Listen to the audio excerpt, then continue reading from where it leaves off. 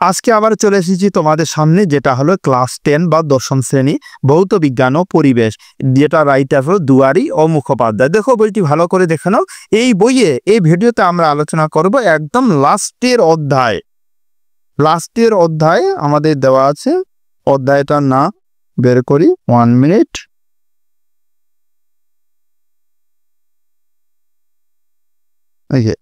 লাস্টের অধ্যায় দেখো, ভাবমূল 8 নাম্বার অধ্যায়, পদার্থের ভৌত ও রাসায়নিক ধর্মসমূহ।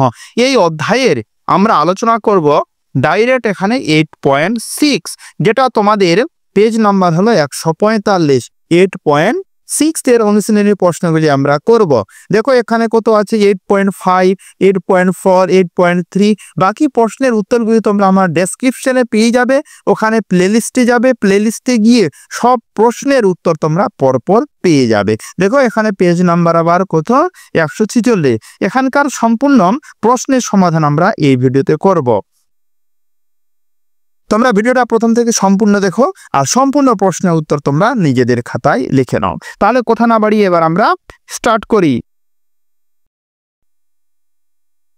জৈব রসায়ন 8.6 ক, নৈবেত্তিক প্রশ্ন। সঠিক উত্তরটি নির্বাচন করো, MCQ। নাম্বার 1, নিবন্ধনযুক্ত হাইড্রোকার্বন হলো মিথেন, ইথিলিন, অ্যাসিটিলিন না ইথেন? এটার উত্তর হবে মিথেন, অপশন এ। নাম্বার 2, দ্বিবন্ধনযুক্ত হাইড্রোকার্বন হলো ইথিলিন, মিথেন, অ্যাসিটিলিন না ইথেন? এটার উত্তর হবে option B, ethylene. Number 3, polythene শিল্পে প্রচুর পরিমাণে ব্যবহৃত হয় মিথেন, ইথেন, এথিলিন না অ্যাসিটিলিন? অ্যান্সার হবে এথিলিন। তারপরে নাম্বার 4, জৈব অ্যাসিডের কার্যকারী মূলক হলো OH, CHO না COOH? এটার উত্তর হবে অপশন সি। তারপরে নাম্বার 5, সম্পৃক্ত জৈব যৌগ হলো প্রোপেন, প্রোপিন, অ্যাসিটিলিন না বেনজিন? এটার উত্তর হবে propane, option A. Number 6, carbide gas বাতিতে জ্বলে যে গ্যাসটি, সেটি হলো অ্যাসিটিলিন? এটার উত্তর হবে অপশন এ, অ্যাসিটিলিন। তারপরে নাম্বার 7, কাঁচা ফল পাকাতে ব্যবহৃত হয় ইথেন, মিথেন, ইথিলিন না বেনজিন? এটার উত্তর হবে অপশন সি, ইথিলিন। নাম্বার 8, দুটি কার্বন পরমাণুযুক্ত অ্যালকেনে হাইড্রোজেন পরমাণু সংখ্যা হলো 2, 6, 4, 8? এটার উত্তর হবে অপশন বি, 6টি। নাম্বার 9, দুটি কার্বন পরমাণুযুক্ত অ্যালকাইনে হাইড্রোজেন পরমাণু সংখ্যা হলো, এটার উত্তর হবে অপশন সি, 2টি। তারপরে নাম্বার, এবার আমরা এখানে যে সমস্ত শূন্য স্থান দেওয়া আছে, দেখো 1 থেকে মোট 10টি শূন্য স্থান দেওয়া আছে। আমরা প্রশ্নোত্তর অনুযায়ী পরপর এটা করব। শূন্য স্থান পূরণ করো। নাম্বার 1, মিথেনকে ড্যাশ গ্যাস বলে? উত্তর হবে অ্যালকেন বলে। নাম্বার 2, জৈব যৌগগুলি সাধারণত জলে ড্যাশ? উত্তর হবে দ্রবীভূত। নাম্বার 3, ইথিলিন একটি ড্যাশ হাইড্রোকার্বন? উত্তর হবে অ্যালকেন। নাম্বার 4, কার্বনের সব যৌগে ড্যাশ যৌগ নয়? উত্তর হবে জৈব। নাম্বার এবার 5, নাম্বার 4, কার্বনের যৌগে ড্যাশ যৌগ নয়? উত্তর হবে জৈব। নাম্বার 5, ট্যাফলনের মনোমার হলো ড্যাশ? অ্যান্সার হবে ইথেন। এটা হর্ষই থয়েকার আর দন্তান্ন হয়ে, এখানে শুধু বানানটা ভুল করছে, তোমরা ঠিক করে নাও, ইথেন হবে। নাম্বার 6, পিভিসি এর পুরো নাম ড্যাশ এবং মনোমার এর পুরো নাম ড্যাশ? Polyvinyl chloride. আর ভিনাইল মনোমারের পুরো নাম হলো vinyl chloride. Number 7, ethylene dash শ্রেণীর জৈব যৌগ? এটার উত্তর হবে অ্যালকেন। নাম্বার 8, ইথাইল, অ্যালকোহল এবং ডাইমিথাইল ইথার পরস্পরের ড্যাশ? অ্যান্সার হবে আইসোমার। নাম্বার 9, অ্যালকোহলে কার্যকারী মূলক ড্যাশ? অ্যান্সার হবে হাইড্রক্সিল। নাম্বার 10, অ্যালডিহাইডের কার্যকারী মূলক ড্যাশ? অ্যান্সার হবে অ্যালডিহাইড। সঠিক বক্তব্যের পাশে রাইট চিহ্ন এবং ভুল বক্তব্যের পাশে ক্রস চিহ্ন বসাও। দেখো এখানে মোট 1 থেকে মোট 8টি প্রশ্ন আছে। এই 8টি প্রশ্নের উত্তর আমরা আগের মতোই ঠিক আর ঠিক আর ভুল অনুযায়ী করব। তাহলে দেখো সঠিক বা ভুল চিহ্নিত করো। আলেয়ার আলো তৈরি করে যে গ্যাস তার নাম হলো ইথিলিন, এটা কিন্তু ভুল, মানে ক্রস চিহ্ন দেওয়া হয়েছে। নাম্বার 2, ইথিলিন একটি মিষ্টি গন্ধযুক্ত গ্যাস, এটা ঠিক। নাম্বার 3, জৈব যৌগগুলি সমযোগী, এটা ভুল। নাম্বার 4, COOH অ্যালডিহাইড মূলক, এটা হলো ভুল। নাম্বার 5, অ্যামাইনো অ্যাসিড একটি জীবাণু অণু, এটা ঠিক। নাম্বার 6, মিথাইল অ্যালকোহল ও ডাই মিথাইল ইথার পরস্পরের সমবায়িতা, এটার উত্তর হবে ভুল বা ক্রস চিহ্ন। নাম্বার 7, পিভিসির মনোমার হলো ভিনাইল ক্লোরাইড, এটি রাইট হবে।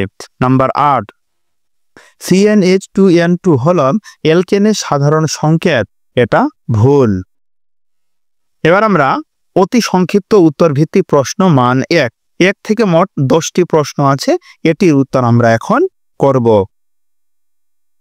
প্রথম প্রশ্ন, অতি সংক্ষিপ্ত উত্তর ভিত্তিক প্রশ্ন নাম্বার 1, হাইড্রোকার্বন কাকে বলে? উত্তর, যে সমস্ত যৌগ শুধুমাত্র কার্বন ও হাইড্রোজেন পরমাণু দিয়ে গঠিত তাদেরকে হাইড্রোকার্বন বলা হয়।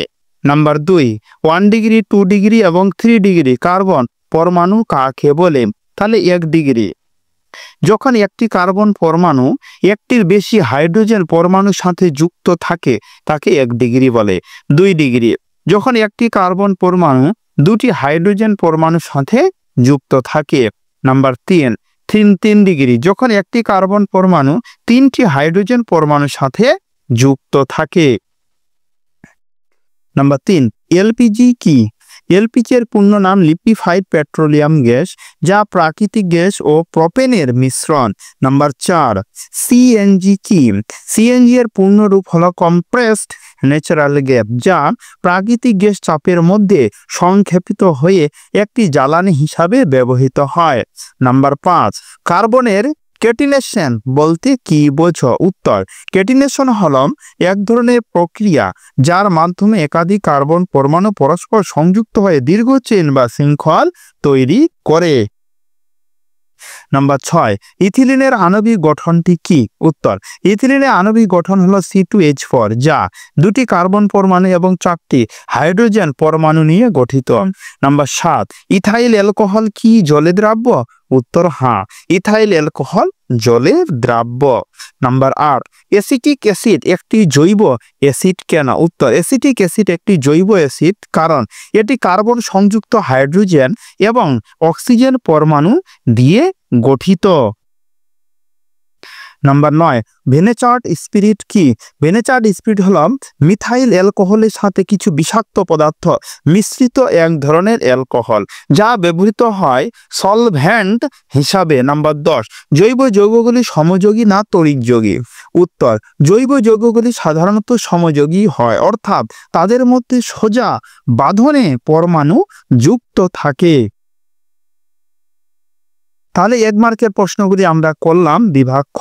এবার আমরা বিভাগ গ সংক্ষিপ্ত উত্তর ভিত্তিক প্রশ্ন, যেটা মান 2 মার্কের, 1 থেকে মোট 11টি প্রশ্নের উত্তর আমরা এবার করব।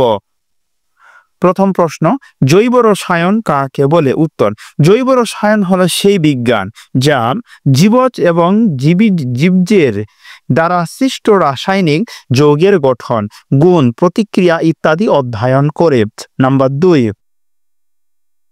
কর্দমাক্ত জলাভূমিতে কি আলেয়া দেখা যায়? সেটি কোনো ভৌতিক ব্যাপার না, অন্য কিছু। এটি একটি রাসায়নিক প্রক্রিয়া। এই আলেয়া সাধারণত মিথেন গ্যাসের জন্য উদ্ভূত হয়, যা জৈব পদার্থের অণু শ্বসনের ফলে সৃষ্টি হয়। নাম্বার 3, মিথেনকে গ্রিনহাউস গ্যাস বলা হয় কেন? উত্তর, মিথেন গ্রিনহাউস গ্যাস হিসাবে পরিচিত কারণ এটি পৃথিবীর বায়ুমণ্ডলে তাপ ধরে রাখে, ফলে বৈশ্বিক উষ্ণতা বৃদ্ধি পায়। নাম্বার 5, পলিমারাইজেশন কাকে বলে? উত্তর, পলিমারাইজেশন হলো একটি প্রক্রিয়া যার মাধ্যমে ছোট ছোট মৌলিক একক একত্রিত হয়ে একটি বড় আণবিক গঠনে পরিণত হয়।